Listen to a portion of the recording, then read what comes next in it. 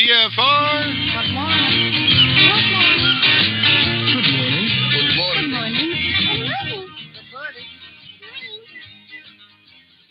Hi, this is Alan. I like Ironworx because it's where everybody knows your name, and they're always glad you came. I love Ironworx with Josh, Walt and Zach.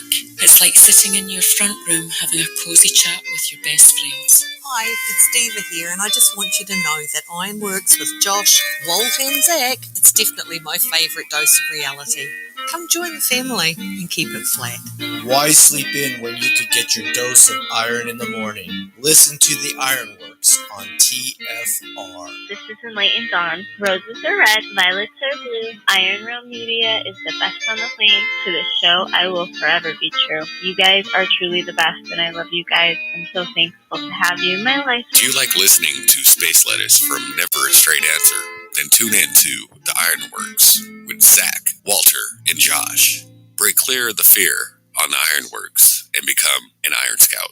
It is Tuesday, my dudes. And a happy Tuesday to you all. Good morning and welcome to the Ironworx right here on Truth Frequency Radio, TFRlive.com. My name is Josh Corey. Let's say hello to the other fellows we got hanging out with us this morning, starting off in order of appearance. Starting with Mr. Lucas King with a channel on YouTube called LC King. Lucas, how are you? Good. I thought I'd come in last, but obviously not. No, you're right. I guess Zach did come in first. You were second. I'm pretty sure Walter was last. It's all good. So good. Yeah, no, I'm doing well. It's still pretty miserable weather here, but I've been making the most of it. Hanging out with the kids and went for a bike ride with the kids today. So that was good, just chilling. Where'd you go? Chilling in lockdown. Just around the lake, It's about 6 Ks. That's a nice little ride. So, yeah. Enough to, get the body warmed up and, yeah. Hit that optimal heart rate. What else are you going to do? It's lockdown. You might as well go out and get the fresh air. No one else is around. What a world. All right, well, then let's say hello to Mr. Zachary Zabala. His channel on YouTube is Good Times for All. GUDTIMS, the number 4 ALL. Zach, good morning, sir. Hey, Josh. Hey, Lucas. Hey, other guy there we haven't introduced yet. Yeah, not a bad weekend. Made some, what was it? Blackberry, blueberry, orange marmalade. Nice. It's a little bit sweet for me, though. You know how blueberries have that real sweet flavor usually? I mean, there's different types of blueberries. But yeah, it's just kind of, I don't know. It tastes like sugar candy. You need more almost orange rind in there. There's a lot of orange rind in there. Yes, sir. Like a lot. Yeah. Like when you bite into a little piece of the orange rind, you get that nice zest orange. But if you just, I'm a big lick the spoon kind of guy. Well, on the final usage before I knew. Scrape my finger across the spoon and lick my finger. Right.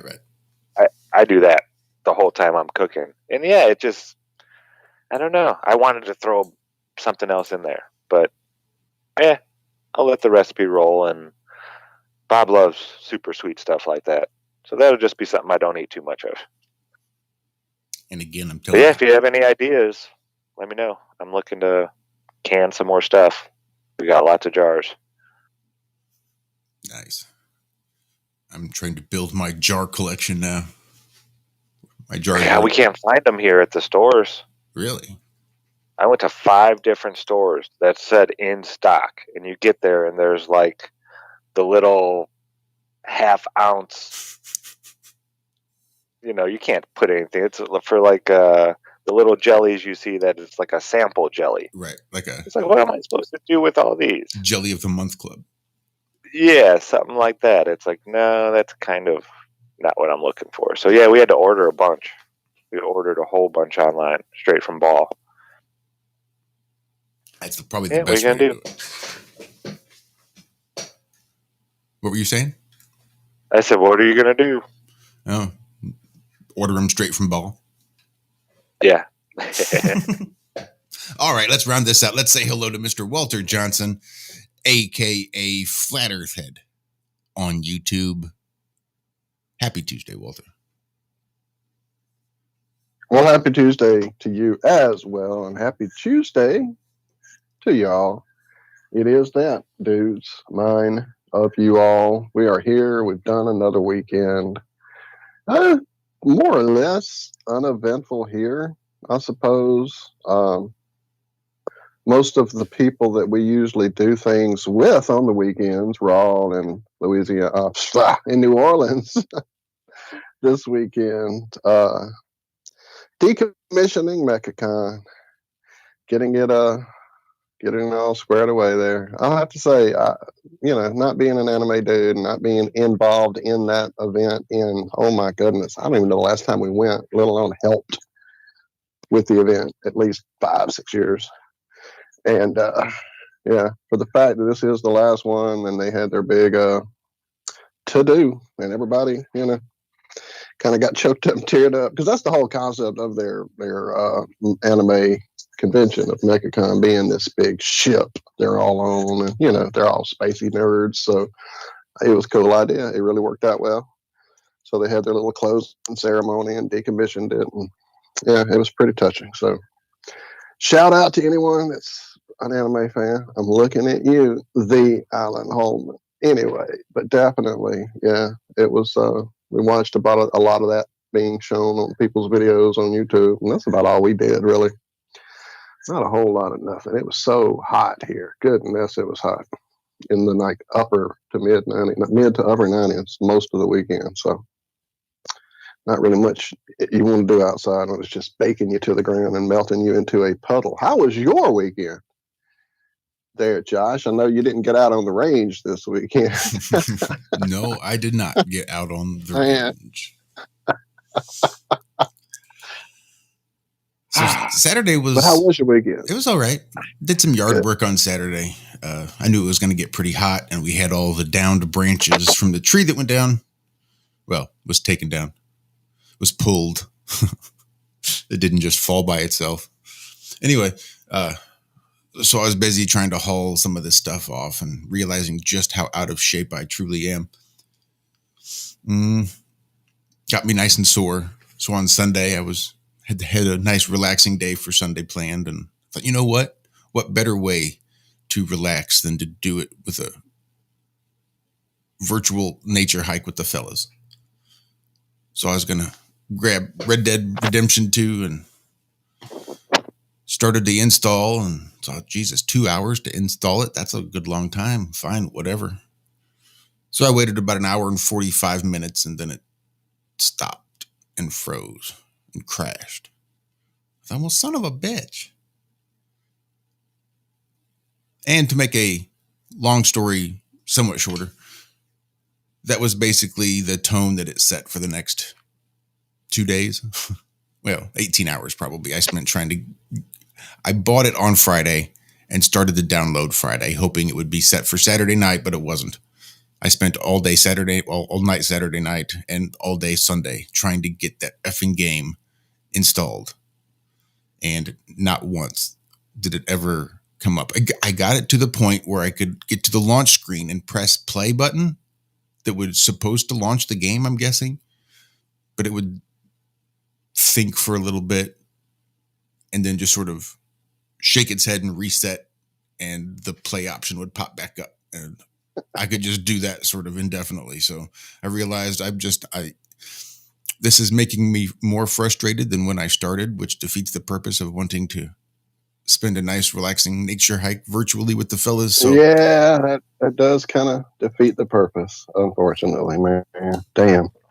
So I did put a ticket into Rockstar to see what they could do, but I should have warned you about that. I'm not expecting much. No, you ain't got to warn me. You like a good chuckle, a rowdy laugh. That's about it. All I said was, if there is no other or better way to install this, I'll just put in a ticket for a refund, is what I told them. So they'll come back and either get me a better other way to install it or just give me my $20 back. Feels you. I feels you. Yeah, that sucks, man. I was so excited when I heard that you got it. Walt Yes, and I were, happy. we're going to do this. It's like, no, we got to wait for Josh. Another one. Right. Zach going to assimilate another one of us. Garbage. Utter garbage. Yeah, we almost got Lucas the other weekend. Yeah, I spent the $30. I bought it, and then I realized that holy shit, this is. I didn't know you actually purchased it before you realized how big it was. I thought you just looked at the size of it. Oh shit, man! No. Wasn't I jumped in full feet first, you know. Hit it Head off. first. Right. Oh crap. And I probably would have not been able to do it had Dixie not brought me home a couple of external hard drives. So I've got two terabytes that are hooked up. Luckily, maybe within the last 2 weeks. Otherwise, there's no way I would have had room to put that game on there. Yeah, it's a monster of a game. It's just huge. Yeah, we'll see. Fingers crossed. We'll all be riding the range one day. And it's perfect because you can do 4 deep in a posse. It's not much of a posse. Yeah, You'd be surprised. I mean, when I imagine of gathering do a lot, dude. We could rob a stagecoach in like no time. Now, don't get me wrong. 4 people is definitely a lot. It's you definitely you have to pick your targets. And if you want a gang to rob a stagecoach or to rob a train, sure, maybe 4 guys would do it. But you say, all right, let's go gather us a posse and we're going to go get that sumbitch, and crickets and 4 guys come strolling out like, hey, we're here. That's really not what you imagine when you think of gathering a posse. Not quite the Wild Bunch, huh? You guys know that one? The Wild Bunch? Sounds really familiar. Well, yeah. My name is Nobody. I mean, Jesus had a posse. I mean, that's 12 people. You could at least get that many, couldn't you? Yeah, that'd be hard to do with all the. I bet they could do something like that. I don't know. That game's big. All the processing and all that kind of stuff. It's I don't know how they do it with some of those games, like the Battlefield, where they'll have like 100 people playing a big giant war, huge maps and stuff. Yeah, I don't know. I don't know how they do all that stuff. Well, since we're all already embedded, always like the Joker's posse. When he robs that bank, and I don't know what movie it was, the Dark Knight or something like that. He's like knocks every one of them off as he's going through, so he's the last bloke that walks out. Yeah, and the best part is he doesn't even do it. He tells the other people to do it. Yeah. When this guy's done with this job, go ahead and kill him. When this guy's done with this job, you go ahead and kill him. And down to where he just had to kill the last guy.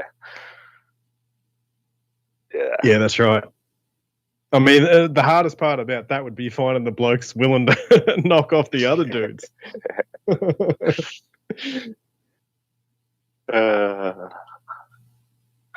So what happened this weekend?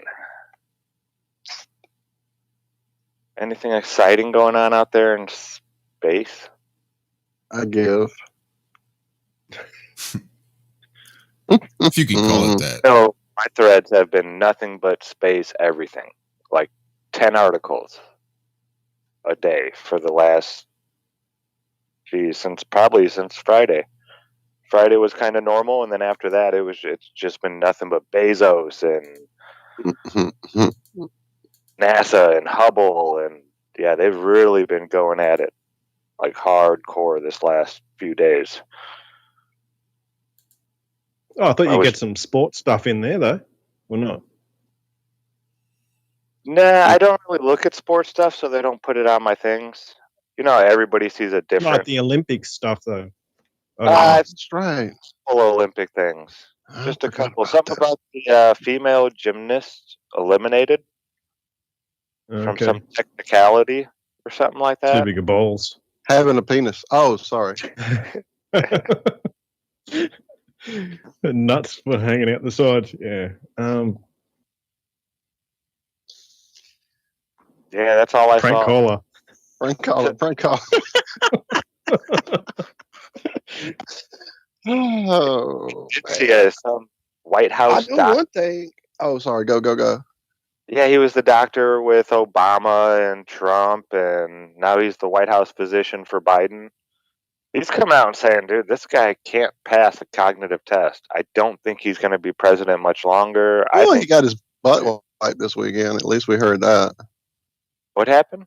He got his butt wiped this weekend, apparently. Oh, So he walks up to some reporter and says, they go, "Hi, what's going on, President?" or whatever they usually say to get him, to like trigger his like cognitive like input. Like, oh, there's people talking. I have to say words now. And that's what he said. Well, my butt's been wiped. are you serious? That's what he says. Yes. Y'all think I'm joking. Go look it up. And I'm sure everybody's, oh, it's just deep fake and that's just whatever. There's no cognitivity left in this man's brain or whatever he is. This upright automaton they've like impregnated with some demonic entity, whatever it is, sniffing around. It is definitely fucking failing on them and they don't know what to do. Hey, the cameras are over here as you stare off into the woods. Oh, hey, here's your word you're supposed to say as you just stare and blink like a freaking turtle or something. I don't know, dude. It's beyond anything I've ever witnessed at this point. I know, that's what I'm saying. I mean, how many Obamas did they have, and all these they could make a new Biden if they really wanted to, a cognitive one with a brain. I don't understand this. It's like we've been through this, Zach. No one wants to play fucking Biden and sniff people and do all that stuff. It's hard to find that job. It's hard to get an actor, right? Hard to get the player, Oh, man. Do you want to walk around saying things like, well, I got my butt wiped? You probably did. The Queen had one, didn't she? Right. It's probably not wrong. He probably did have somebody wipe his ass. I mean, that's a nice, intimate, personal little story, I guess. How's your day going? I got my butt wiped. Didn't even have to wipe my own ass. How's that for a day? My day is so fucking good. I took a shit and didn't even have to wipe my own ass. How's your day going? Yeah, it's like, nearly the same as me. I went for a bike ride. He went and got his butt wiped. Right, exactly. Just a very matter of fact, this is how my day's been so far. I got my butt wiped. I can't believe that. That's it's our commander-in-chief right there. I'm trying to find a clip for you, Josh. Hold on. I'm going to send it over. Now, I'm sure this is like, the new Yanni and Lammel or whatever the fuck it was, are the new group of guys shouting in the, I forgot, I'm not on the call with you guys, am I? Oh, that's right. I got to do tricks to send you stuff. I think it's in here. I could be wrong, but it's from a radio station too. So I'm assuming they'll have the bit. And you guys decide, what he's been saying, what he's saying about his day here. For yourselves, even. And you don't have to trust me.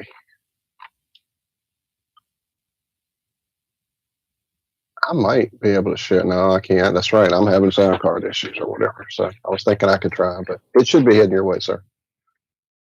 I wanted to get some clips of some of our glorious leaders over in Australia here. Fucking hell. You can't get any more totalitarian. And why anyone hasn't, brushed off the old, noose or whatever it is.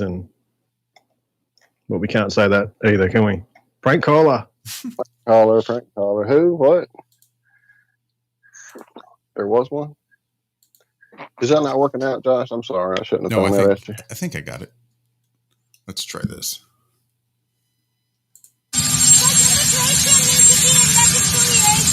Needs to be reconciliation.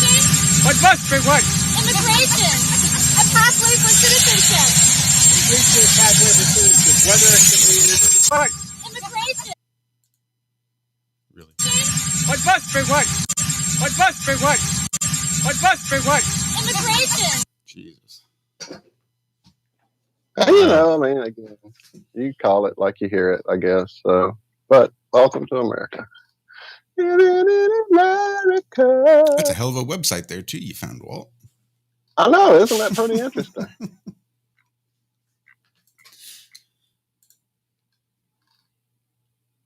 Thought it was kind of interesting, too. So what was the question she was asking him? I couldn't tell. There was too much air and too much. I couldn't hear it. Couldn't hear it.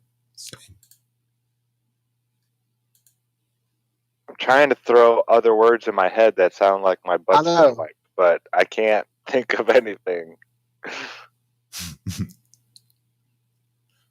That's insane. Oh my goodness. Commander-in-Chief. That's okay. Sure. I'm sure that won't be the last I hear of that. They just gave up on trying it, you know, on the fraud, you know what I mean? It's like every other year or 4 years they have people that they, you know, at least try to sway the people, you know, and set up that paradigm that, you know, two sides of the poles. But this one just, I don't know. They didn't try.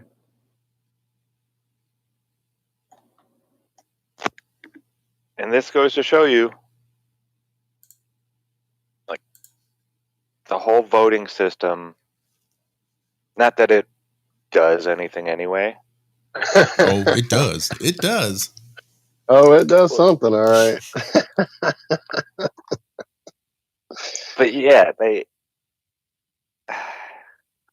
when a man like this can become president of the United States, then something is very wrong.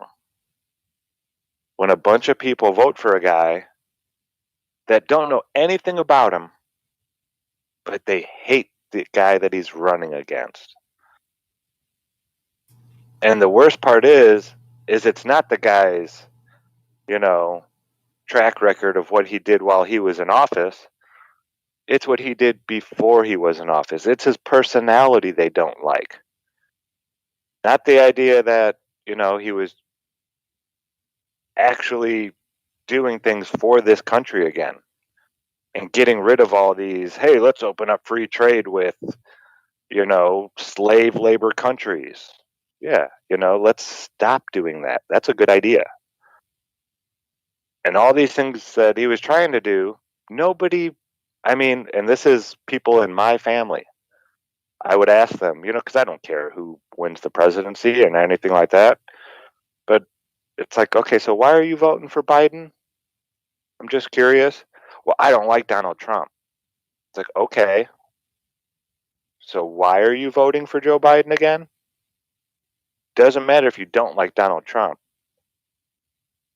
You know, it's like, okay, well, I don't want to drink piss today, so I'm going to go eat shit. The lesser of two evils, Zach. Yeah, that's stupid to me. That makes no sense. And voting on your feelings, you know, that's what's wrong with this country. These people are living on their feelings and not using their brains to actually think about it. When Jaron was talking about a guy, one of the coin guys, he made his own coin. Nobody liked this one guy. He's an asshole and this and that, but he's right about a lot of stuff. Okay, I don't care if the guy is an asshole if he knows what he's talking about. Hey, Ken Wheeler. And he's doing a good job. Sorry, Josh. Oh, I just said we're looking at you, Ken Wheeler. Yeah. But yeah, you know, this whole feelings thing is really, this is the the best spell I've seen in a while. What they're doing to these younger people and the brainwashing they've done in school, and this whole feelings culture is insane. When I was young, sticks and stones will break your bones. People call you names, get over it. You know, that's how we were brought up.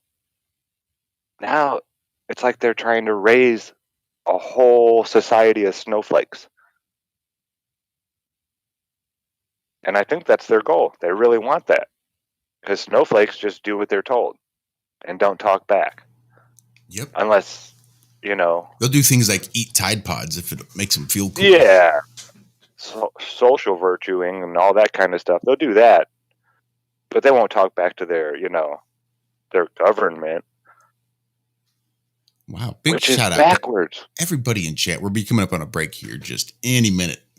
About, well, less than a minute, actually.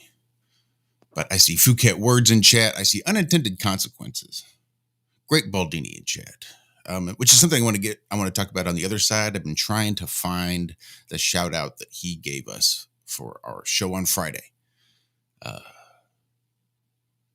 I don't know if it's on Rockfin or YouTube, and I've been bouncing back and forth trying to find it. So we may just have to forego that. But big shout out to Baldini.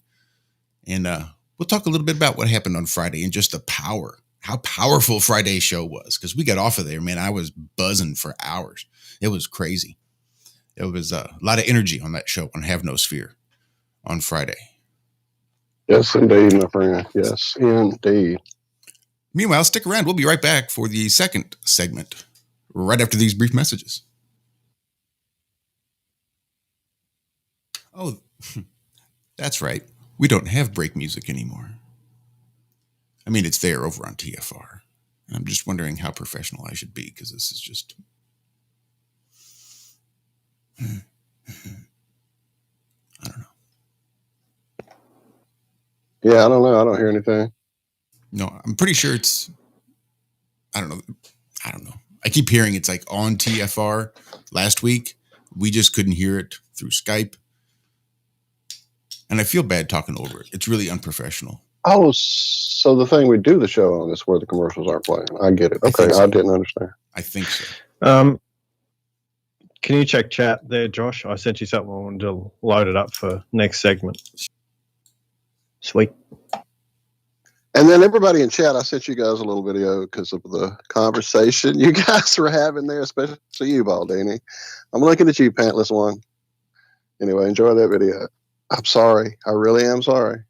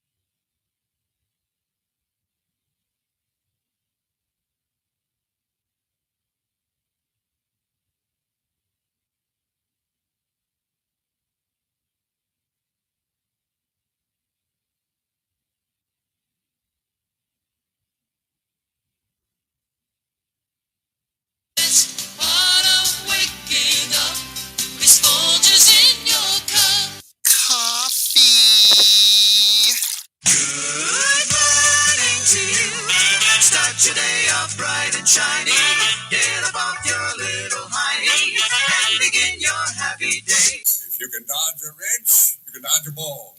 And welcome back to the Ironworx second segment, kicking off right now. Apologies for the silence. Despite being surrounded by unprofessionalism at times, I still feel the need to do my best. Although I did kind of passive-aggressively kick things off a little early this morning, knowing it would probably be stepping on things, but that's what happens when you don't have stuff set up right. Things happen. Anyway, we were talking about... They do happen. They do. They do indeed. Before the break, we were talking about Friday's show over on Have No Sphere. And we really didn't have anything planned when we started. So we just opened up some lines and had people come hang out with us. We had Erica pop on. We had Scott pop on. I think Mark was on for a bit, but I don't think he ever actually got through. Sorry, I'm having to pull this straight up out of my memory. Me too. I'm digging hard. But there was back in June, on the 6th of June, at 6 p.m. Greenwich Mean Time, Mark Devlin was organizing sort of this, perfect. This works out even better, because now I don't have to go through this whole big backstory. Anyway, we've been trying to spend 30 seconds a show doing just so a focused intent. It was, project out there the positivity, the great things that you want to see. You have to manifest it. Putting out just positive healing vibes. Whatever it is we're trying to do for the show, but we want to try to take 30 seconds and just devote some of that, frenetic energy and spiritual energy and focus it as a group and put it out there.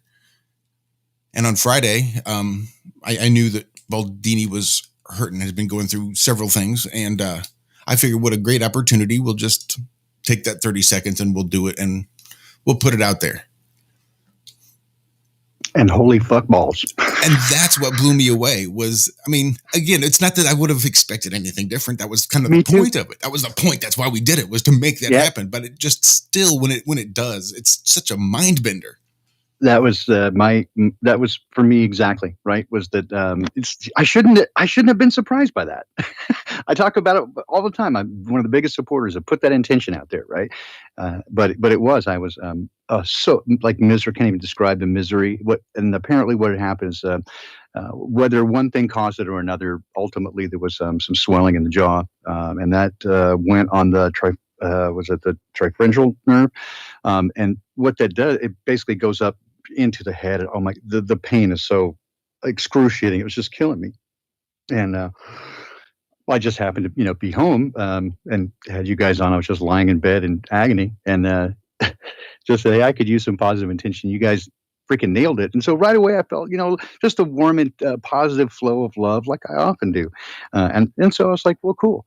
About a minute later, I looked over at my wife and I went, Madeline, it's gone.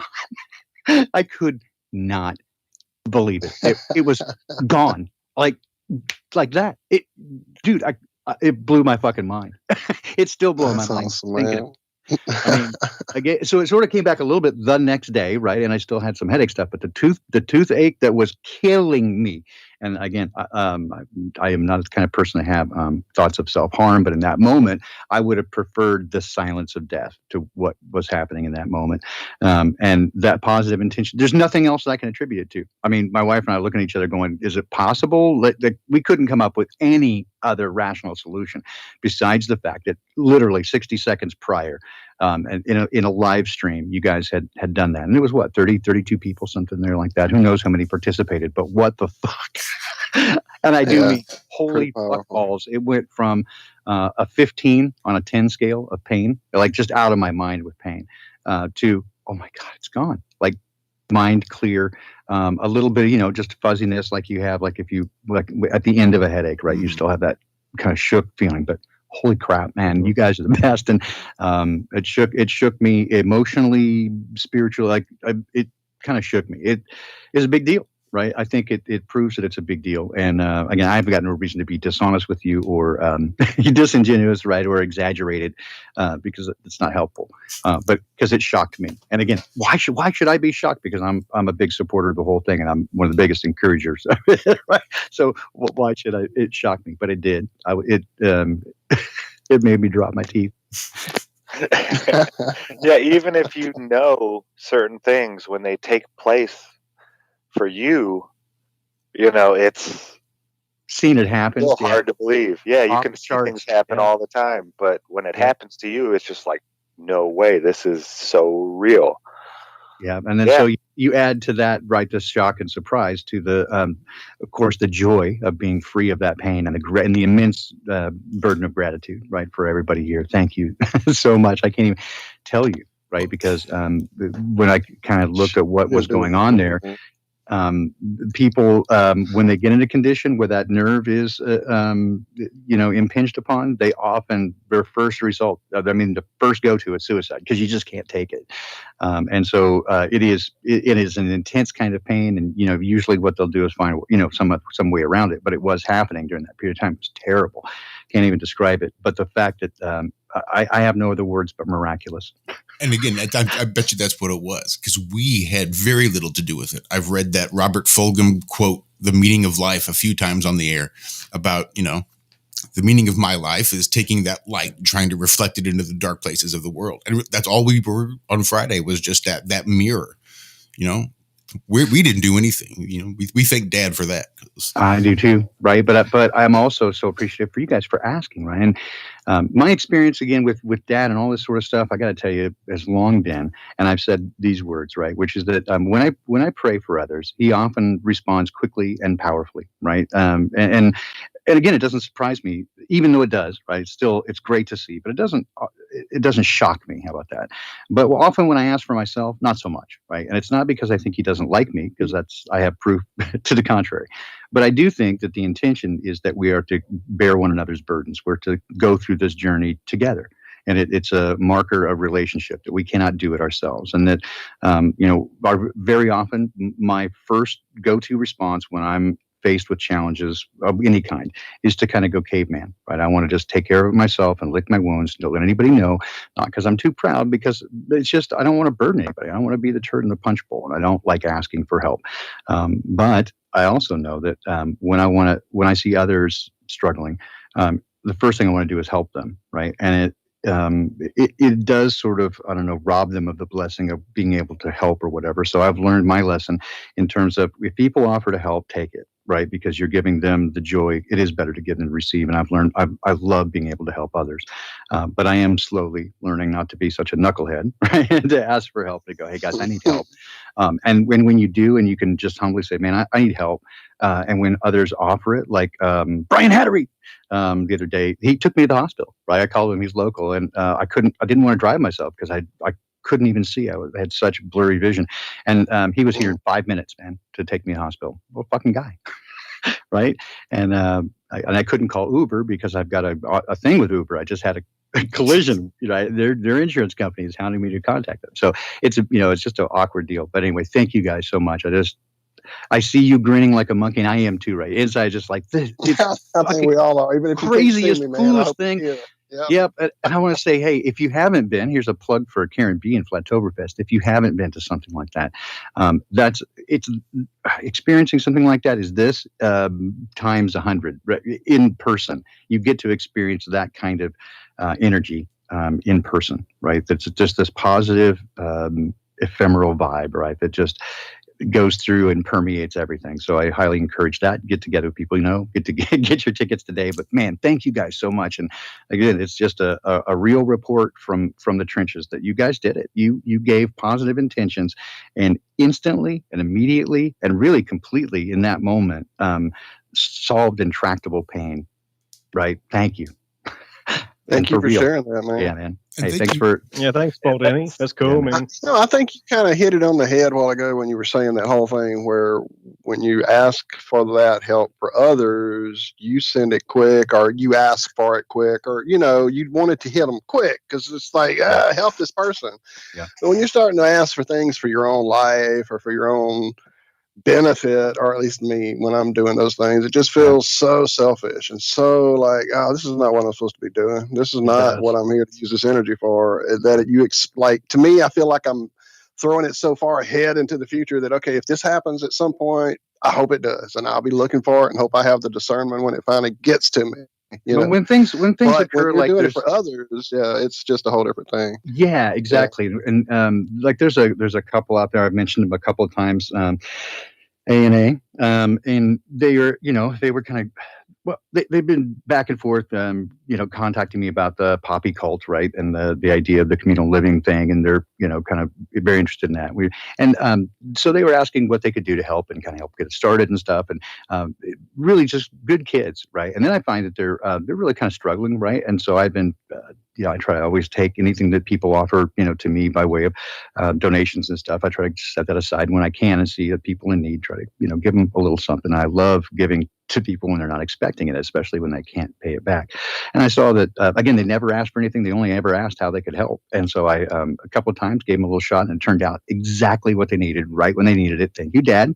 Right? He nudged me. They didn't. And it was perfect. And then, lo and behold, a couple of days ago, it was like, I don't know, 4 or 5 days ago, they sent me back another donation going, hey, here we go. And for somebody else paying it forward. I'm like, fuck yeah.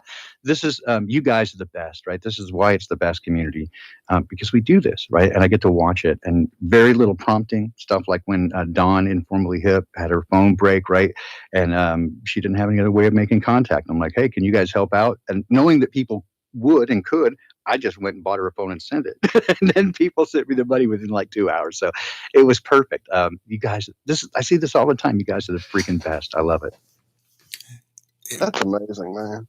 It really does speak to the character of so many people in this community. And it seems strange. You hear it a lot, that people who have been in sort of the UFO community, or even the Bigfoot, or whatever it is, the Mechacon community, that when you get to and you start meeting people of the flat earth community, it's horses of different colors. It's just a whole different experience. And I think it really speaks to the things that we've gone through in our lives and had to overcome and come out better on the other side. It's a sifter. It separates the wheat from the chaff. There is certainly a spiritual component of it that seems, I don't know. It doesn't seem apparent on the at first blush, but I think many people have said it, that when they, one of the things about the being a geometric agnostic, right, is that you realize it is a created universe, and therefore, right, the antecedent is there must be a creator, and that changes everything. I mean, if you genuinely begin looking in that direction, chances are, I think, if your heart is open, you'll find it. You'll call and he'll answer, or they, whatever you want to say, right? But it does seem that people in this community have, as you say, it's a filter to bring that part of you forward, right? And I love that so many people have come to it from so many different directions. Very early on, I noted that we coming from so many different directions. We all ended up in the same parking lot, and I want to know real bad what's inside that building, right? That we all showed up in the same place, sort of like Close Encounters of the Third Kind, and you end up at Devil's Tower, right? It's kind of like that phenomenon. I was thinking the same thing. That's awesome. Or The Stand. We're all out wandering in the cornfield, and we're just looking around, meeting like-minded people. Hey, look at you wandering in this cornfield with me here, wandering in this cornfield. We're wandering in the cornfield together. A similar thought when at the Solar Return, when I saw the people on Friday at the park, and I thought that this was at a time, and of course it hasn't let up any since then, but this was early on when the media was just kind of turning the corner, and as sort of I'd predicted, and again, it's not because I'm a prognosticator of any great talent, but you can just see what's coming, that they begin positioning people in our community or anybody asking questions as an extremist, right? That we would be the next domestic terrorist. And I noted that, the people in that pavilion were exactly the sorts of people that you would want as neighbors, as your closest friends, as your coworkers, right? As your family. These are the salt of the earth people who would help you out in any circumstance that they could, and yet we're being positioned as the scary ones. I just thought, it couldn't be more clear how upside down the world that they present to us is. Well, yeah, that's exactly right. What do you find with a lot of these people is they're sick of the lies. and they just want to go towards truth, and like you say, towards the creator, because the creator is, or nature is, the truth. It doesn't lie. That's what Crow always reiterates as well. There is no lie in nature. In and nature, I think those yeah. are very, there is, there, very profound. If you want to quote, Yeah, that is a Crow there, again, right. there's a there. There is that nature is pure, and everything that they're pitching to us now is artificial, including the environment, even artificial reality, right? Augmented reality. Everything they give to us is artificial sweeteners, artificial food, genetically modified, this and that. Everything is not real. And they tout that as good. I can remember in the early 70s, everything digital was better. Right, and this whole idea has been transferred forward into this idea that virtual is somehow better, and even the idea that and we talk about this a lot on Secrets of Saturn with Jason and Wayne McCroy with transhumanism, that they pitch this as these old broken down gross bodies when we could be these shiny machines, and they're trying to pitch this idea that that somehow man-made is going to be better. It's preposterous. We don't even know how a single cell works, and it's preposterous. And the furthest we go away from nature, the less our bodies actually shine. You know what I mean? Absolutely. The more we actually get back into nature and actually harmonize with it, that's where we find our strength. Absolutely. And so everything that they're trying to push us toward is artificial and less. It's a mockery, right? And it's a poor substitute for the original.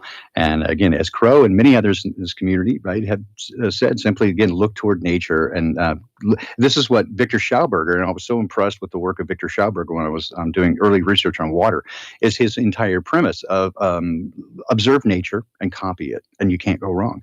And so he went from a forestry guy to really understanding, in fact, more than I do, on vortex theory and all the nature of water. He probably forgot more than I still have yet to know on that topic. And so this entire idea of looking at nature and bringing yourself into harmony with it, instead of this entire hubris of mankind to try to conquer nature, right? We're gonna defeat Mother Nature by building dams and all this kind of nonsense. When the opposite is and should be true, that we conform ourselves to the natural world and become in harmony and a part of it. Well, that's, my old job as a firefighter and part of the, sort of national parks or government-owned parks and things, it all ended up being, we're going to control nature. Yep. We are the government. We do this. This is our little segment, and basically trying to keep this one little bit of spot of nature that's left over from the farmers that haven't destroyed the land around it. Yep, that's like the mission statement of the United States Army Corps of Engineers, right? To conquer nature, to defeat it. Yeah, and basically the farmers left that piece of land because it was useless to farm, so it was the most degraded, it's non-fertile piece. And so we're left trying to, manage this and basically, end up destroying it even further.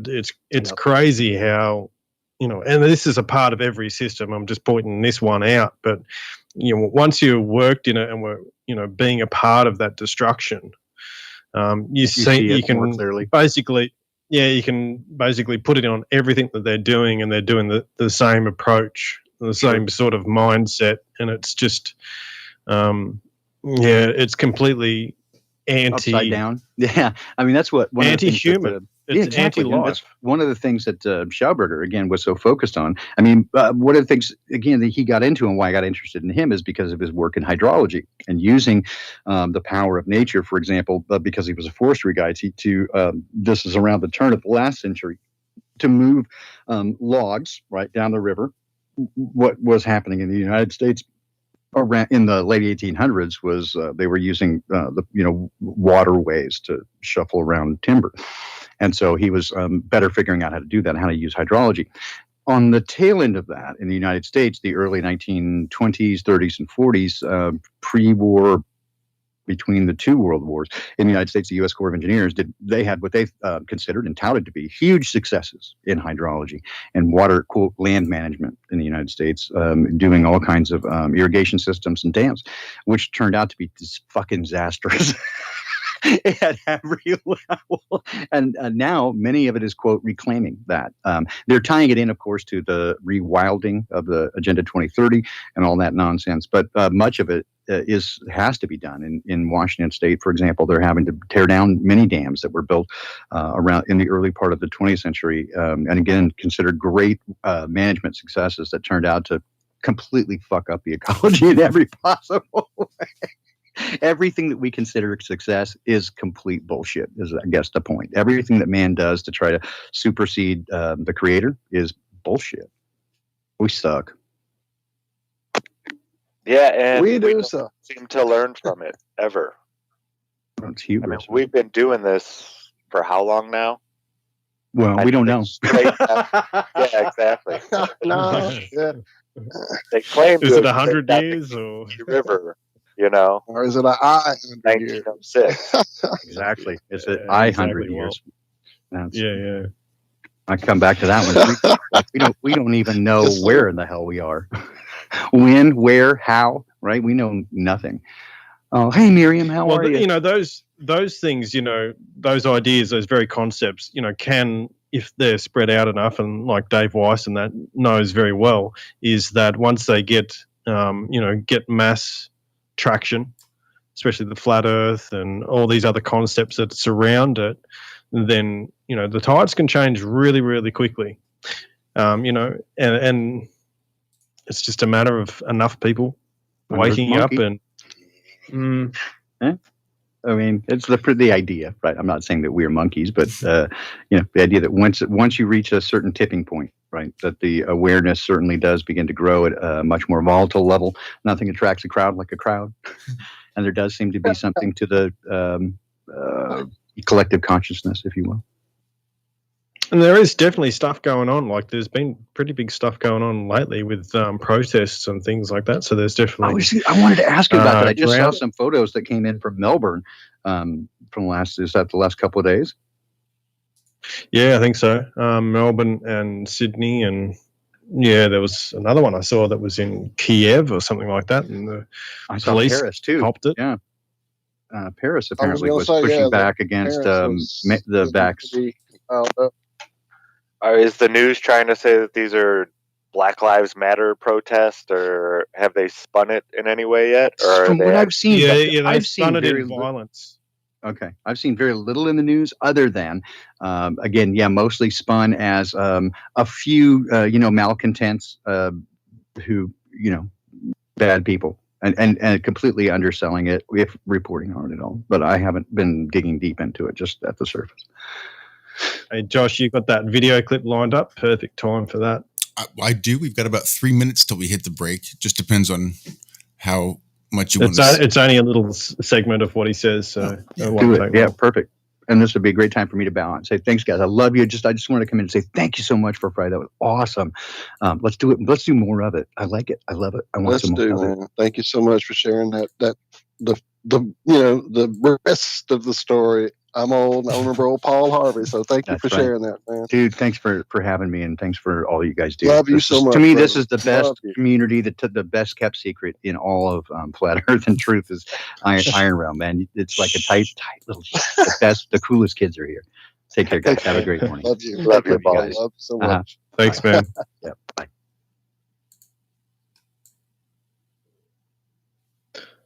Yeah. So this video clip is the Australian Prime Minister. No, he's the Victorian Premier. Sorry. So, and it's a video by Tim Truth, I think. I can put the link in the chat. Oh, son of a bitch, it's been playing this whole time. Let me cue it back up. It was just after the 15-minute mark. So if YouTube is hearing it, that may be different, but we're not for sure. No, I've got it here. I just wanted to make sure that people on YouTube can actually see what it is I'm going to be playing. Nice vision. Except, thank you all there in chat. I've been trying to type and say hey, but you guys are rocking and keeping me on my toes as always. I'm not hearing anything though. No, not hearing it. Oh, well, we're quickly running up on that break. I will work on this, and we will play it when we get back. Well, cool. The best laid plans. Ain't that the way? As they say. All right. And I'm clicking around here, seeing if there's a way I could possibly do any sharing just to do it. But nah, I better not even try, because who knows what will happen. Hopefully that'll be amended here in a little while, though. I know last week we were talking about some Australian wildlife. I was meant to do some homework, was I? Yeah, I was thinking maybe I'll jump on and we'll pick an animal here real quick, and yeah, because Tommy came up with a pretty good idea. I thought it was funny. Did you guys see that video or that audio he shared? I think I just dropped it in chat. Oh, no, I haven't. Sorry. Yeah, download that and listen to it on the commercial break here coming up. It's good. And then as I found something in a book, not that book, but another book, I wanted to ask you about Australia. So while we're on break here in a minute, I'm going to go grab that and make sure I have the reference so I don't make this completely crazier than it already is. Because you guys are nuts down there, over there, across there. Anyway. Speak for yourself. Well, hey, I know we're nuts. Trust me. We hit the ground running here. We're honey badgers. Hey, Australia is, I guess, the freest country in the world. If they don't have squirrels, at least visible This is true. ones. They are out of y'all are like out of the matrix. Y'all freed yourselves from the squirrels. Oh, shh. They might hear us. I thought the levels Collar, was mice, dolphins, and then humans. I think we're breaking. Are we breaking? Oh, we are. All right. It's Ironworx.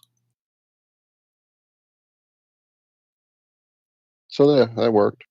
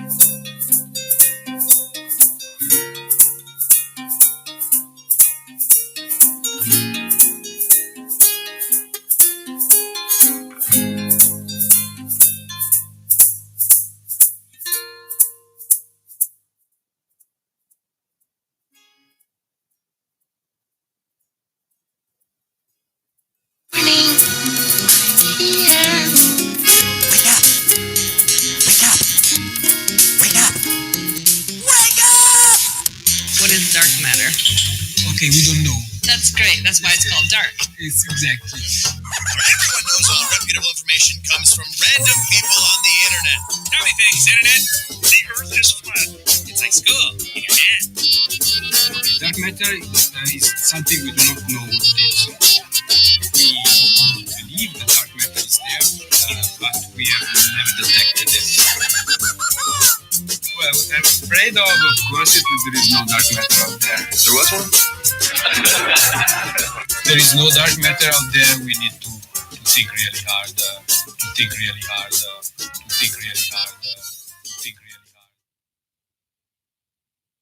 Economy. I mean, I've seen footage from the streets of Melbourne. Tons and tons of these storefronts are lease for lease because nobody can run a successful business right now, and it's totally imploding the economy. And job opportunities are few and far between, I would imagine. All right, let's listen to this clown here pretend like he isn't an evil bastard and he can't understand that they're protesting against everything he stands for. We're not cuddling up to these people. And frankly, I'm making a serious point. I don't know what half of them are protesting against. Well, a lot of them. Then, well, good on them.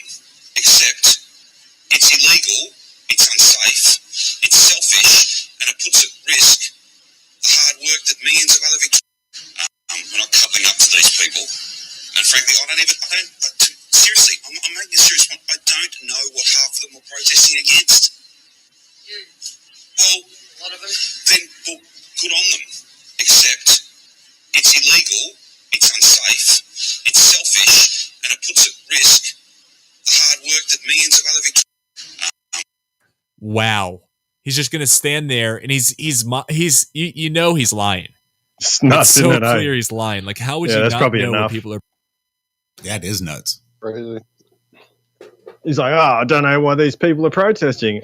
Maybe because everyone's losing their livelihoods and you've shut down the entire economy and for no reason. Well, I want to. It's amazing. But that's what I arrogance want. of this son of a bitch. But if you don't do what I want, then you're selfish.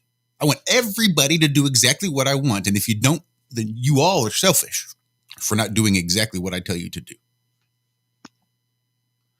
I don't think that word selfish means what he thinks the selfish means.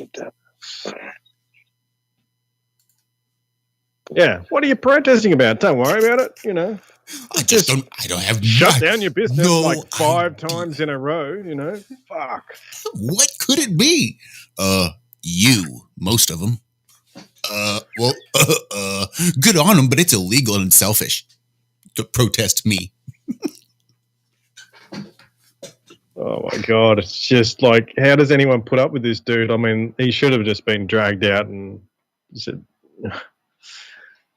can't say what I think should have happened to him, but. Giving lots of big hugs. What's that saying you say? We get 1,000 people trying to play catch with rocks. Everybody throw them a rock at once. Yeah, exactly. Oh, bless his heart. Yeah. Oh yeah. Bless your heart.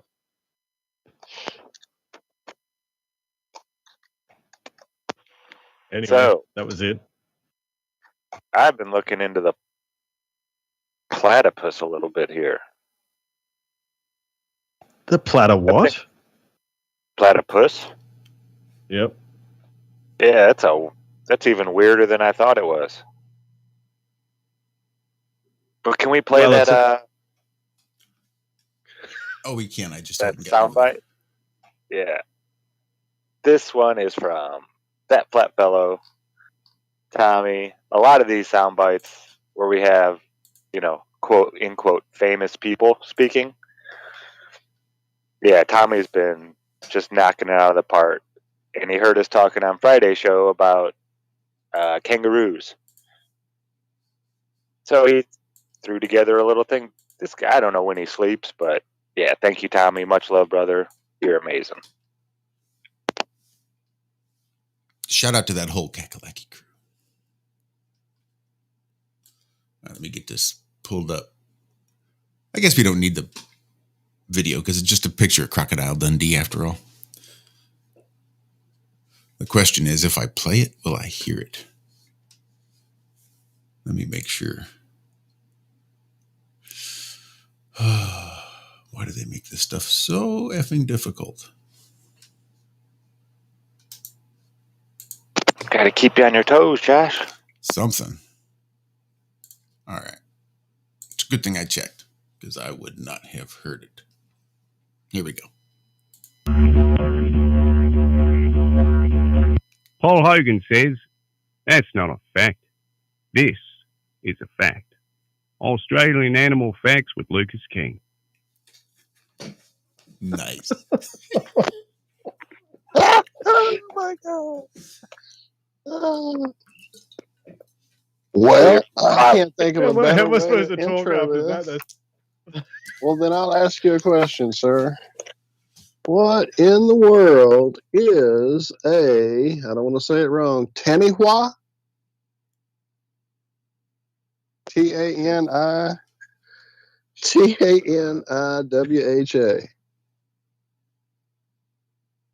No, that's not you guys, apparently. Okay. Well, it says it's from Australian swamps here. It's similar to like your friend the bunyip or whatever, because I know we've talked about those before. Yeah. But apparently this is too obscure. So this is that weird book about all the weird, obscure, strange stories and amazing facts, and in the area of legendary lands and beasts. You guys have a little section, and there's the bunyip, and there's something else I can't pronounce. I'm sure I'll say completely wrong. Where is that one? It is the mindy, which was a snake that could stretch for 10 miles that would eat people who were like breaking the laws of their tribal gods. What else? Oh, right. I found the other one. That's all. 10 miles. Anyway, that's the only other weird creature I could find in this book handy. Seems like there was another like legend in Australia that I wanted to ask you about, but I flipped through here and can't find it. When it comes up again, I'll throw it at you. Okay, but we've got a real one, like all not right, a myth let's hear one, the real stuff. which Zach brought up, which was the platypus. That's nuts. That's like some craziness. What's the plural form? A lot of biases. I don't know. Platypuses. Don't play that again. Paul Hogan says, that's not a fact. This is a fact. Australian Animal Facts with Lucas King. Yeah, dodgy facts. Platypus. Well, I'll tell you about it. You want a fact about the platypus? Yes. It's the only mammal that lays eggs instead of giving birth to live young. How about that?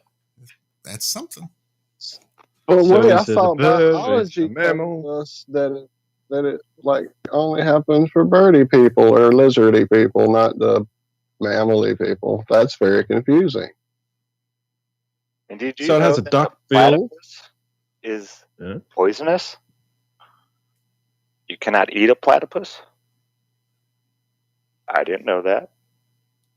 It's got a bit of everything, doesn't it? Right. Lays eggs. I think on the day it's got a duck's bill, a beaver tail, otter-footed, and it's got a venomous spur or something in the hind foot on the male, I think. There you go.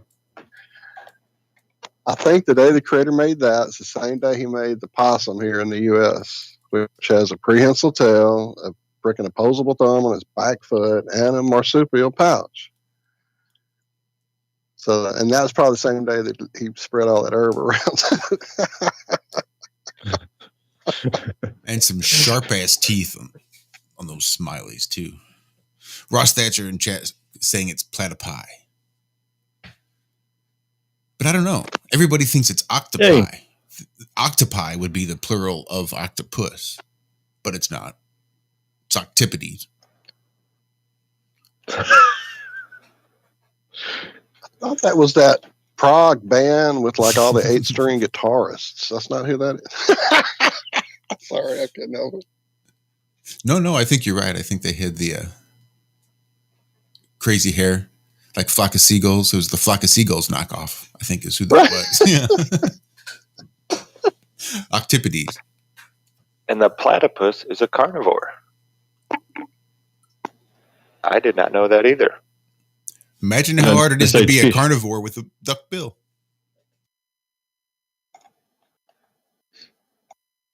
Yeah, it'd be hard to chew, I'd imagine.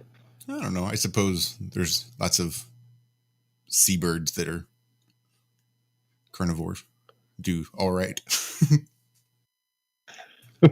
Eagles seem to get by just fine.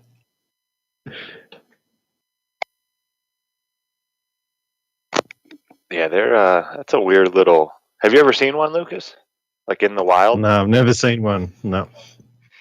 Yeah, they say Eastern Australia and Tasmania is where they're found. Maybe them and the squirrels have a war going on or something.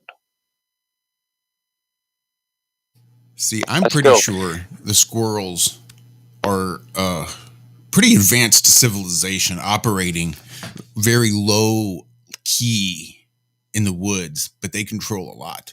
I'm not convinced. I think Dixie has convinced me that the squirrels are the ones that have paid off the blue jays to fuck with the hawk, because that way they always know where the hawk is, so they can avoid it. But that's the only thing I can think of, is because the blue jays are relentless. And now the squirrels are kind of coming and going a lot more freely. But yeah, the hawk's still around. We can hear the blue jays just giving them hell. But I'm pretty sure the squirrels paid off the blue jays to give them a little protection.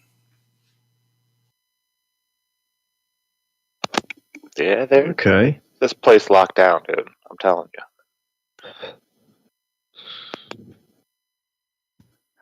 Did you guys catch the new Rick and Morty?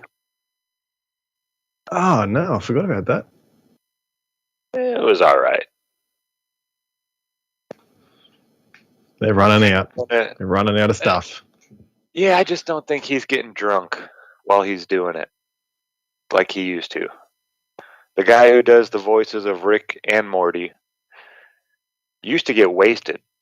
And that's why they claimed it took like a year and a half to get the show made, because of so much of the time was him not reading the actual lines and just ad-libbing because he was so intoxicated. And they would use a lot of those ad-libs in the actual show. That's why he was saying all that crazy off-the-wall stuff that is like, I can't believe they let him say that on, TV.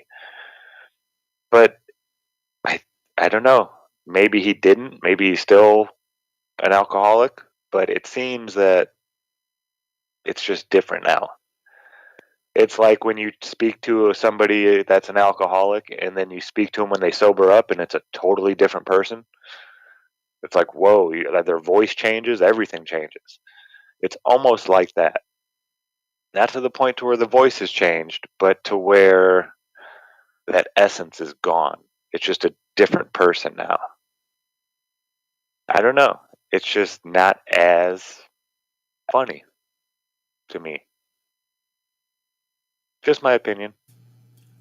And I think we talked about it, but that's... Yeah, it happens with all comics, comedians who sober up. When you're dealing with insecure people, that you don't really want to F with whatever formula's gotten them that little bit of success and that little bit of validation. Take it from someone who is super insecure. So when they decide they've got to sober up or die, they don't think that they will ever be funny. They are convinced that it's the booze or the coke or the speedballs that makes them funny, and they don't do it without it, and think that they are so much less if they're not funny because they've labeled themselves with that label. This is who I am and who I'm going to be come hell or high water, which is one of the troubles with labels. But yeah, a lot of comics go down in a blaze of glory just for that reason. It's a hard job, though, trying to be funny. I mean, I've tried to be funny a few times and it works out fairly rough. But, you know what I mean? Like trying to be funny all the time. Oh, and just, anyway, that's what I think. Yeah, it's difficult, especially if you're not funny. Yeah. Maybe that was your problem. Maybe that was, that's maybe my problem, yeah. Yeah, there's a big difference between trying to be funny and being funny.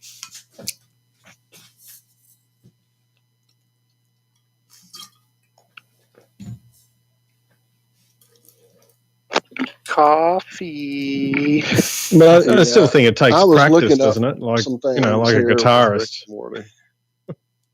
Oh, yeah. Well, see, that's kind of why I'm looking this up, because over the years, I've not been a big fan of alcohol. Just, once I got out of my teen years and realized that, if I burn this little herb over here, I have a great weekend.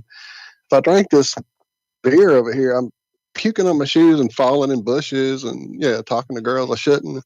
So I think I'll stick with this herb over here. Anyway, so I just really wasn't a big alcohol person growing up. But, socially or occasionally or whatever. And then one night heard somebody destroying a song I really liked in some place where we were eating, and I was like, I can't let that happen. But before I could get the nerve to get up there and do that, I had a drink or two, and that seemed to lubricate my I don't give a fuck quite a lot. So I got up and sang the song, and it was received quite well. And so that began my little time of having some fun with some karaoke. And it happened to be the local casino here. And it turned into this whole thing where they had a weekly contest. And then they would give out prizes that involved money for the casino stuff, like for the slots and stuff, or drinks, or like tickets for the whatever concert was happening that weekend at the venue, which sometimes were pretty decent, but whatever. It basically would give us a way to have a free night, because I would pretty much win every time at one, first, second, or third, and that got you at least free drinks. So it was a way to have a nice night with some friends that we came to know and people I used to work with there at the casino.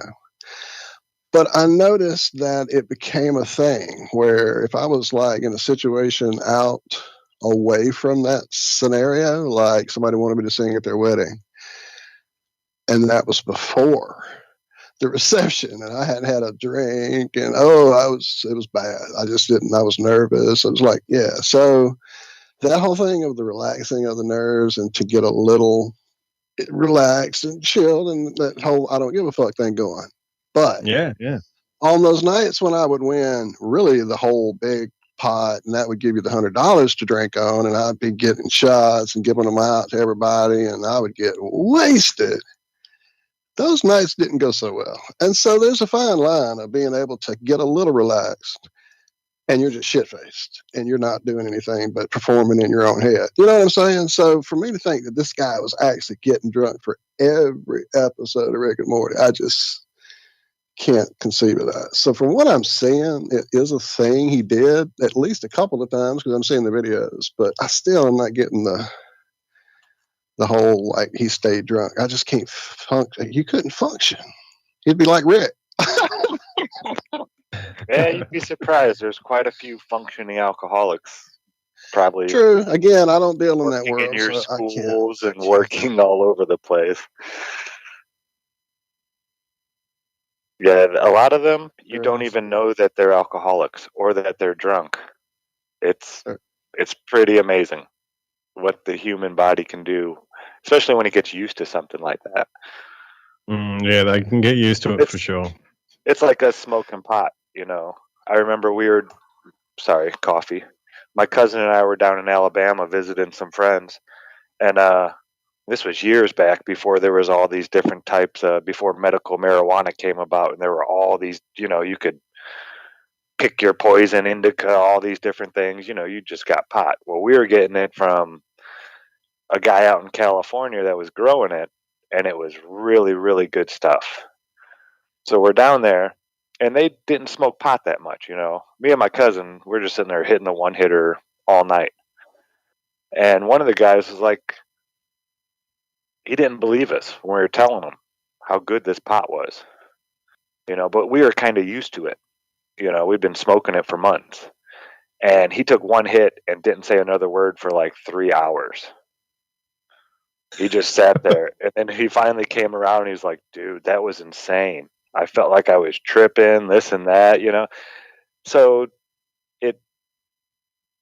it's really like your tolerance. Once you build up that tolerance, you can be fucked up to where another person couldn't handle it, but to you it's just normal. That's just it's just another day. So yeah, these functioning alcoholics they're everywhere. You probably know one and don't even know they're an alcoholic. It's amazing. So what humans can get used to and then start functioning at somewhat of a normal capacity. They can speak without slurring, they can drive a vehicle, they can do their taxes, all while being wasted. But they're just so used to being in that situation. Yeah, humans are amazing. We really are. The stuff that we can do. All right, my rant's over. Well, the body's amazing how it can put up with so much abuse for so long. Man, I just spilled coffee creamer all over. Who didn't put that lid on? It was probably me. Sorry. When you go to shake up the coffee creamer and the lid isn't on, it goes flying all over the kitchen. Yeah, that's what I just did. So I better have a look for some space letters, I guess. Yeah, I saw some good ones in there. Did you see the planet that they found with a disc-shaped moon around it or something like that? Making a disc-shaped ring around the planet or something? Oh, I'm going to have to share this. Wow. Yeah, this is one of those that Google has been... my Google has been blowing up with space nonsense. I didn't see that. I may have missed it in the drops. I didn't. I'm excited now. No, I don't even see I dropped the it new... in. I just saw it this morning. That's why. Okay, because I did see the Gobstopper. They've got the new orange, I think, orange flavored Gobstopper. Is that the one I hope it's everlasting. I just don't know. We've already mapped the interior of Mars, and yeah, it's an orange Gobstopper, kind of like the Earth with its chewy nougat center. I was going to bring that up last week, but we had Dave on. Wasn't able to get to it. Oh, man. We did so great at our own planet. When we dug the super deep Kola borehole, and we realized, hey, all this ground penetrating radar stuff doesn't tell us shit. We thought we knew what we were going to be getting, but we were wrong every step of the way. So now they want to tell us that they know what's beneath the crust and mantle of Mars, which is supposedly even thicker than Earth's crust. Why not? I mean, why not? I'm sure they could tell us what the core is of the planet that they found last month that they said was Earth-like, only 50 light years away or whatever, 500 light years away. And I probably would have believed this, 6-7 years ago. I would have been like, oh yeah, isn't this awesome? We know what's on the inside of Mars now.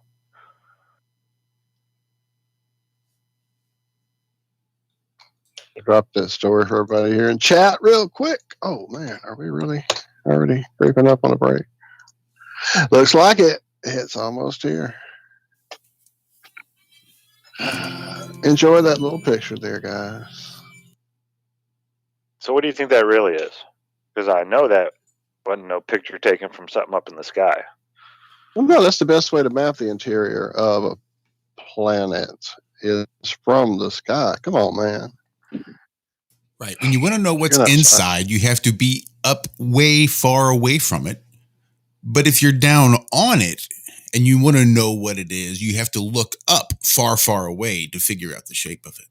You see, never once must you be where you are to figure out where it is you are.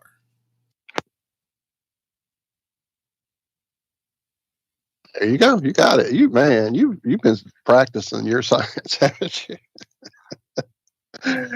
Hey, though, when we get back from this break, we haven't really done our music segment yet, and Electroharmonics has got a new effects pedal that's going to break y'all's brain. I dropped it for you, Lucas. Did you see that? I was just reading through that, and it sort of broke my brain. I know. That's what I said. I'm like, no, this is nuts. What the fuck are they doing here?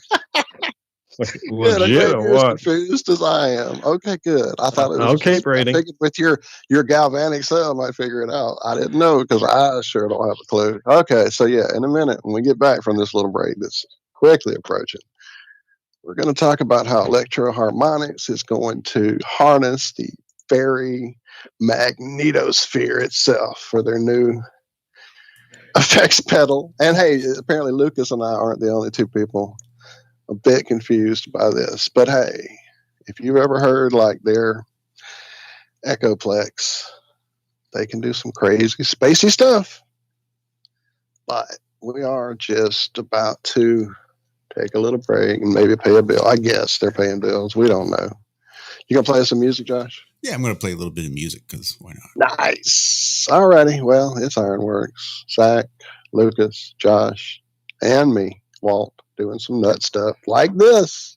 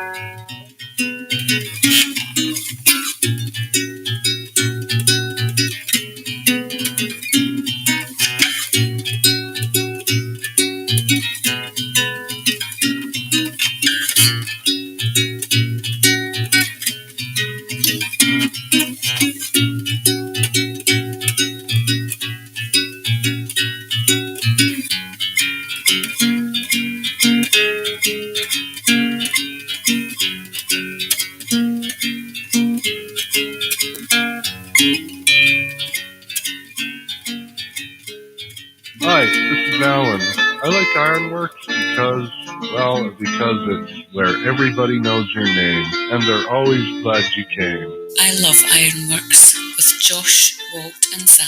It's like sitting in your front room having a cosy chat with your best friends. Hi, it's Diva here, and I just want you to know that Ironworx with Josh, Walt, and Zach, it's definitely my favourite dose of reality.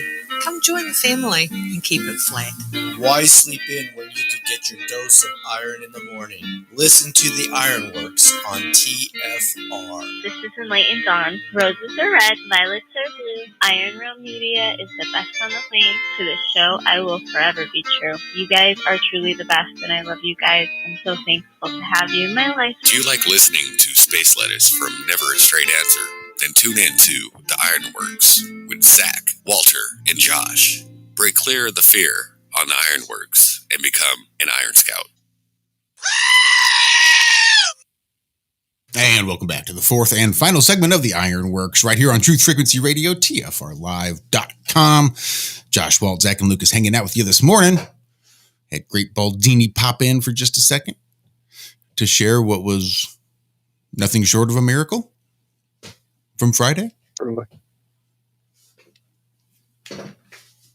Truly. Thank you for sharing that with us. Powerful we really are.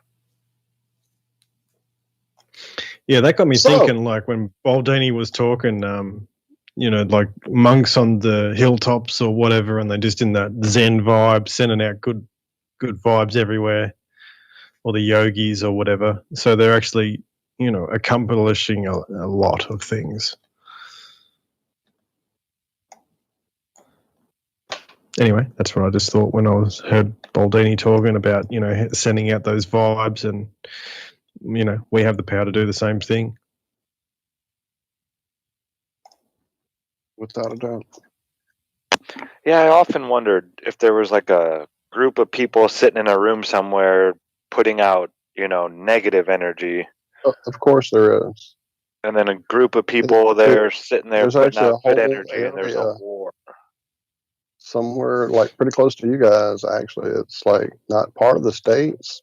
It's considered a whole different like section of the world itself. It's like its own little thing. They've got all these like, I don't know, weird like buildings and like people who think they control shit there, and they all are negative as fuck, and they concentrate that energy. Is it Washington D.C.? I think that's where it's called. Was it Washington D.C.? Something like that. But anyway, one of the three, I do believe. Yeah.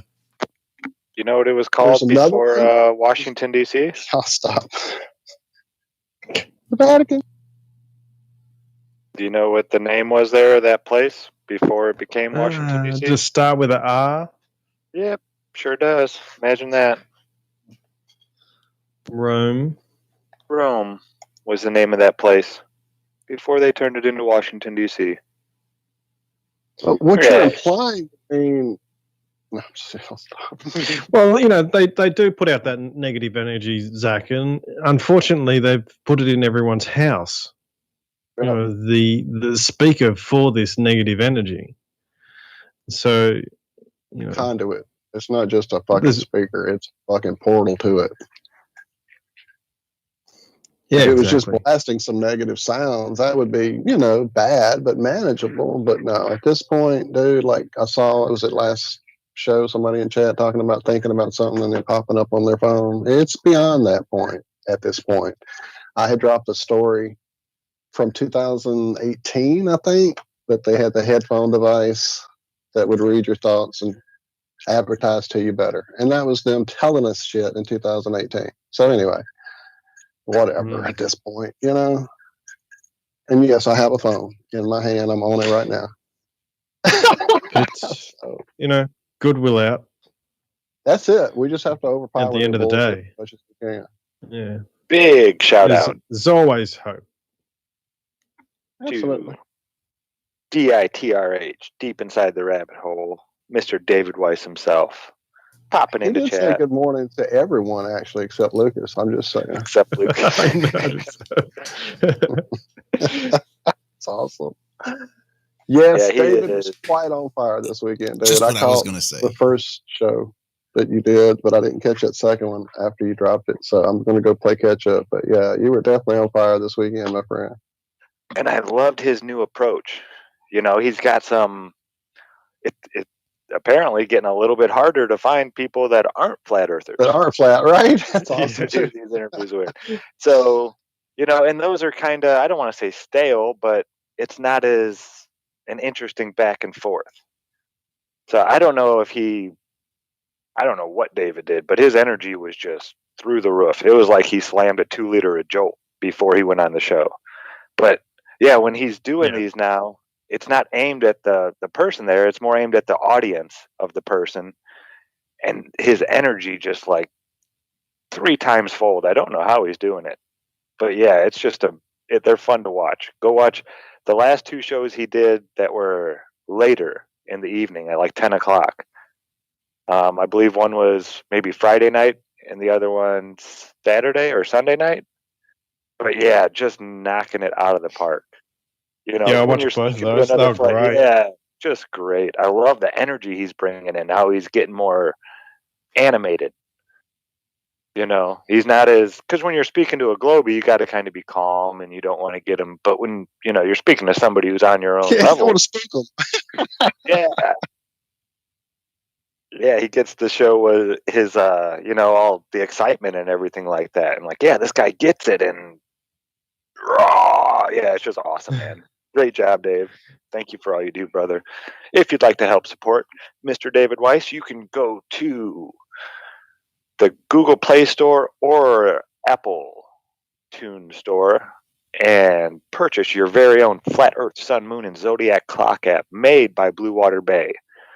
$2.99. You're buying them half a warm beer, and this will save you hundreds to thousands of hours of research time to where you're looking for videos that you'd like to share with people and, you know, educate them on this place we live.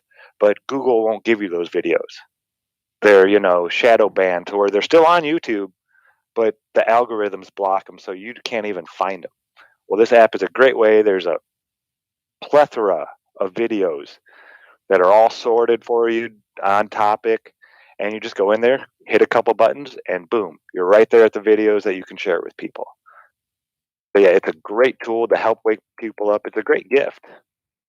And if you go get one that's free, do not send David a message or an email, tell him that his app sucks, because that is not his app. There's a couple out there where people, of course, you know, jumping on that money train bandwagon, even though they're free, it's more of a disinformation thing. So when you go and look at it, it's like, oh, this is the stupidest app ever. I can't believe they're pushing this. Yeah, that's not Dave.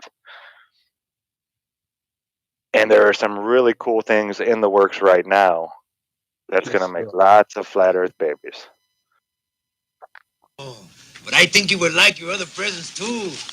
I have put many beautiful piñatas in the storeroom, each of them filled with little surprises. Many piñatas? Oh, yes, many. Would you say I have a plethora of piñatas? A what? A plethora. Oh, yes. You have a plethora. Jefe, what is a plethora? Why, guapo? Well, you told me I have a plethora, and I just would like to know if you know what a plethora is. I would not like to think that a person would tell someone he has a plethora and find out that that person has no idea what it means to have a plethora. Yeah, that's a little insight into Josh's brain every time he hears the word plethora. Yes, that's amazing. I love The it. Three Amigos. That's a classic.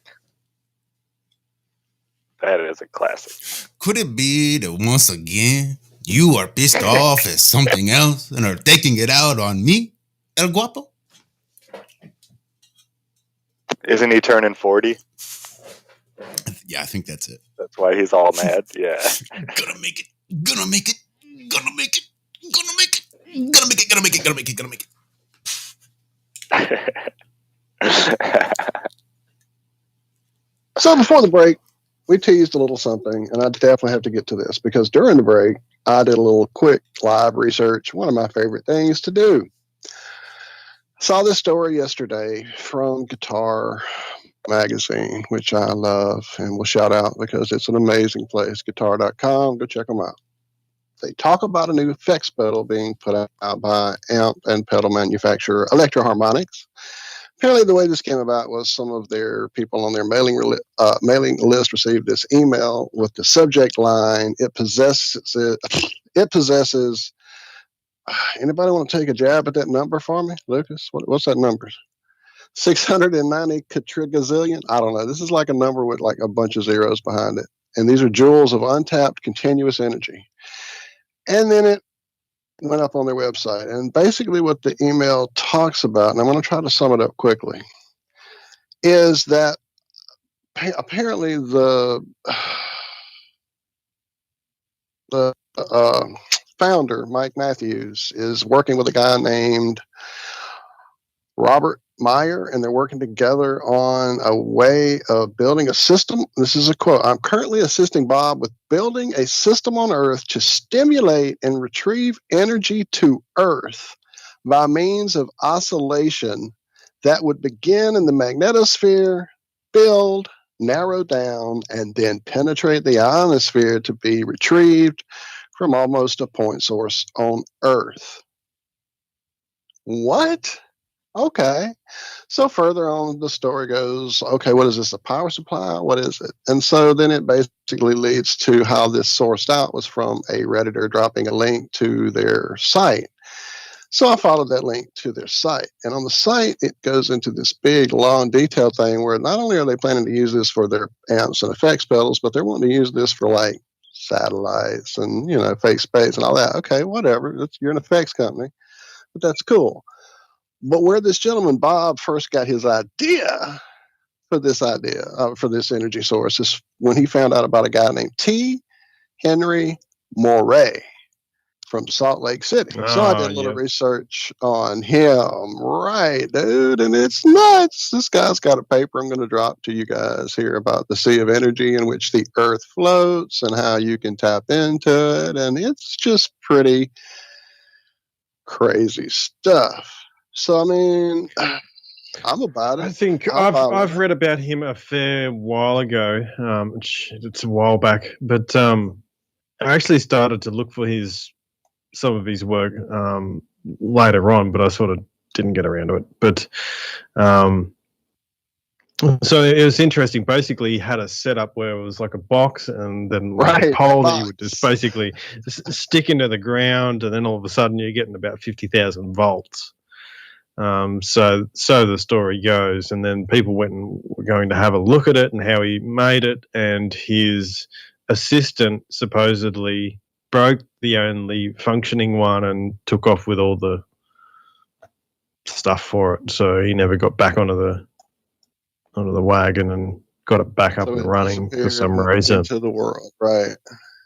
And it talks about basically things it was when like he an tried to ether. get funding, he couldn't get funding, and he just kind of disappeared. It's kind of how they say it here in this real quick summary of that story. So yeah, that's pretty insane, man. I'll drop all this to you guys so you can get into it a little more. I know we don't have really the time to take and unpack this because it's a lot in this story and on the site. But the fact that this came from me reading about effects pedals is pretty crazy. Now, don't get me wrong. Mike Matthews, the guy who founded Electro Harmonics, at least back in the 70s, he looked like your classic like mad scientist guy in the lab with all the wires and so he was quite the electro dude, and some of the effects pedals that his company came up with have never been reproduced. They're quite amazing. I used to have a few of them until I just burn them up, and they're hard to come by now, the original. Some of the remakes are okay, but when you lose some of those circuits and whatever. Yeah, these seem to be those types of. Sorry, Lucas. I was just going to say these seem to be those types of technology that are hidden from us, but are still implemented behind the scenes. Like the Searle generator. All of a sudden, we have UFO sightings all over the place now. So Searle's tech wasn't suppressed so much as it was just, hidden and still applied. Pirated. Yeah. Yeah. So I'm sure they're using this somewhere. I don't doubt that they're pulling energy out of the air with all of our buildings that we have. You know, these huge, tall skyscrapers with pointed tips and all this stuff that these spires on them and this and that for grabbing electricity. I believe they're still implementing that type of stuff. It's just really under the radar. There's only a handful of people that actually know what's actually going on in that building, and they're all part of the club. But yeah, I don't think they would know about this stuff and not still use it. It's so much easier to, just gather it for free and charge people and telling them you're creating it a different way than it would be. I don't know. I don't see it. That's why I get a little bit. So yesterday,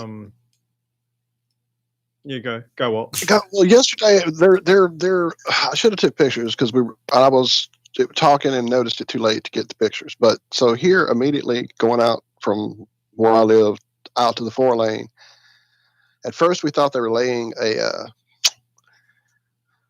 location road for a new rig because they do that quite often down here. But then it turned into this whole long thing into the cane field, and then this long path down into the woods and clearing trees. And it's like, what are they doing? And then up went the pylons, and there's the pulleys on them, and so it's new, huge power lines that.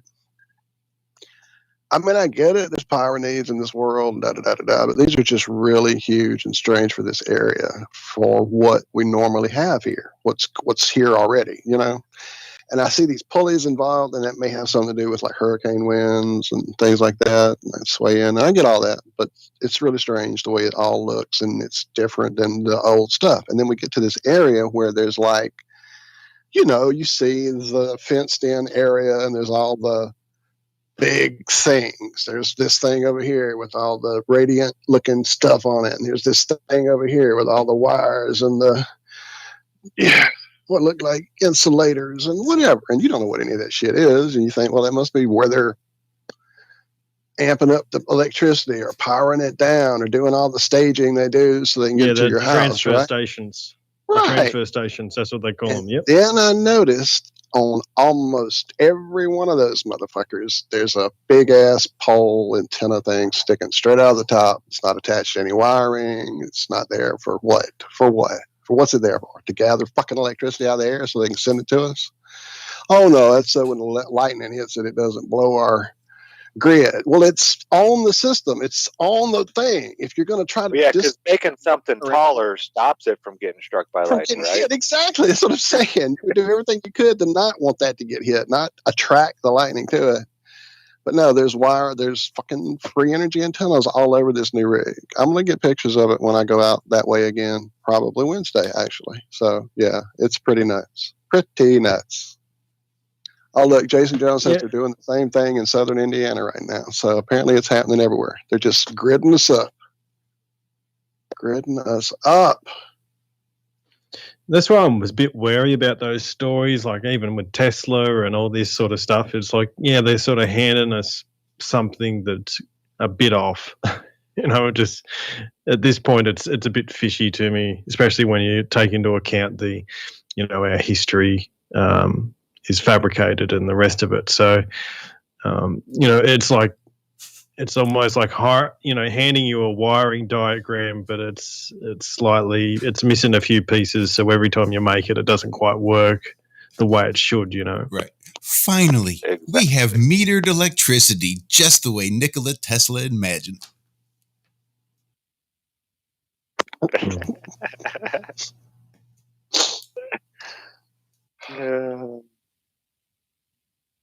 Yeah, it makes you really wonder how, fabulous and wonderful this place could really be tomorrow.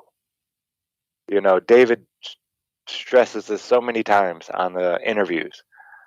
All we have to do is say, no, I'm not listening to you anymore. In a big, giant group of people, everybody just has to say, nope, we're not going to do it. And governments are done. That's it. They end it overnight. It's going to be, hey, I'm just going to be a good person. We don't need someone to tell us right from wrong. Every being on this earth knows the difference between right and wrong. Now, whether you choose to, go by those urges and those feelings, that's up to you. You have a choice. But you know when you did something wrong. You do. Even if you're not told it's wrong, the creator's going to tell you that it was wrong, and you're going to feel it.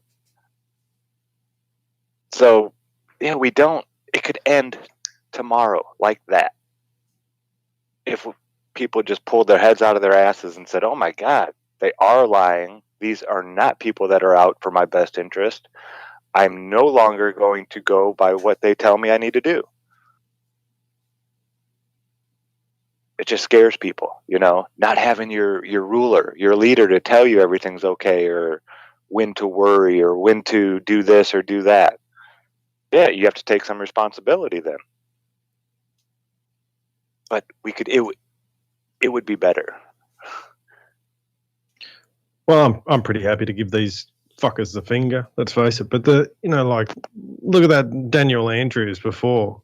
He's like, oh, what are these people protesting about? It's like, this is what our leaders are at this point. They're just bumbling fucking idiots. And they're losers. So we don't really need, you just need enough of us saying the same thing as I just said or Zach just said, and boom, it's all done. Yeah, I had that same thought when I was listening to that, Lucas. What are the chances that he's playing stupid versus he is just truly that out of touch?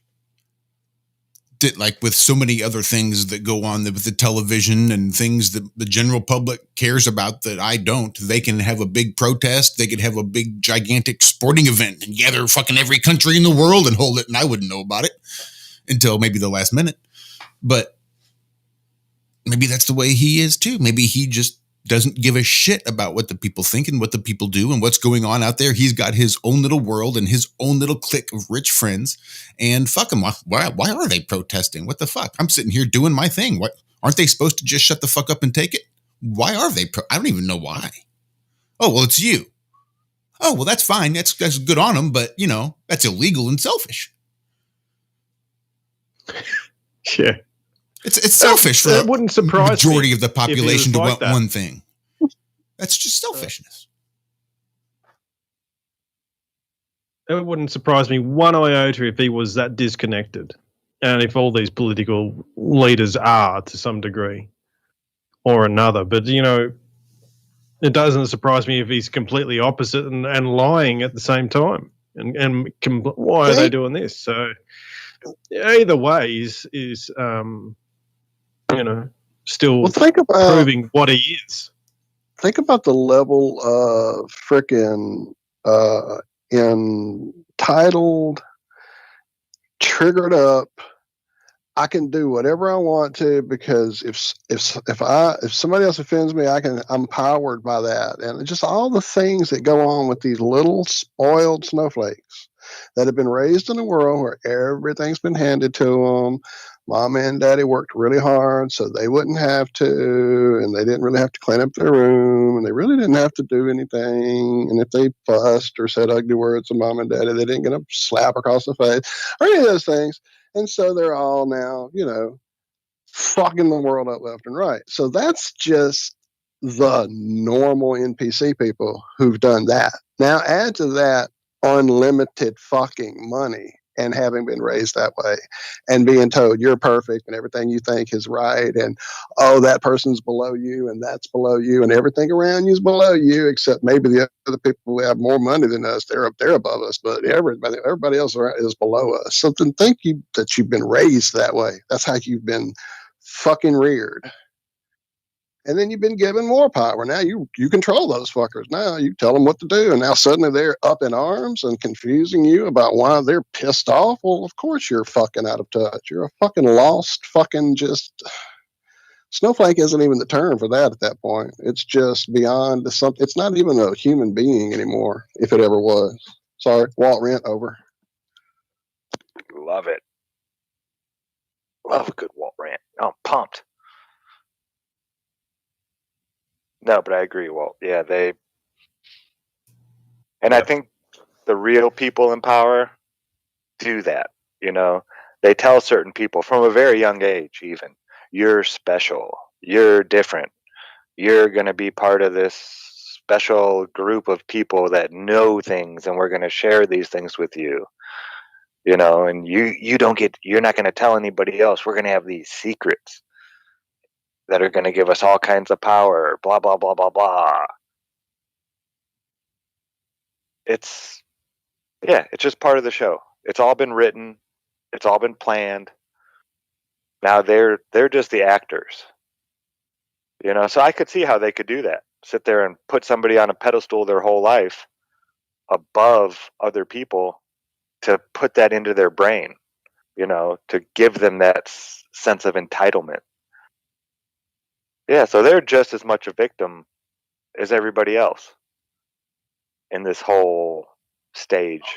What's that? They're dickheads. They're not victims. Oh, no, don't get me wrong. They are, but they're still victims. Oh, yeah. These secret society elite children, the stuff that they go through at very young ages. Oh, man. Hey, guys, we're done. Like, it's over. Thank you all so much. Bob, love you, brother. Dave, thank you there for everything you do, brother. Thank you, Tommy. Thank you all here on this show. I love you guys. Thank you so much. Thank you guys Thanks, very everyone. much. Yes, that is a show. So we will get out of here. Love you guys. Make sure you tune right back in here on Friday morning for another exciting episode of the Ironworks right here on Truth Frequency Radio. Josh, Walt, Zach, just doing our things. Thank you guys so much for hanging out with us in chat. Those of you who are not in chat and those of you who are listening afterwards. We appreciate you all.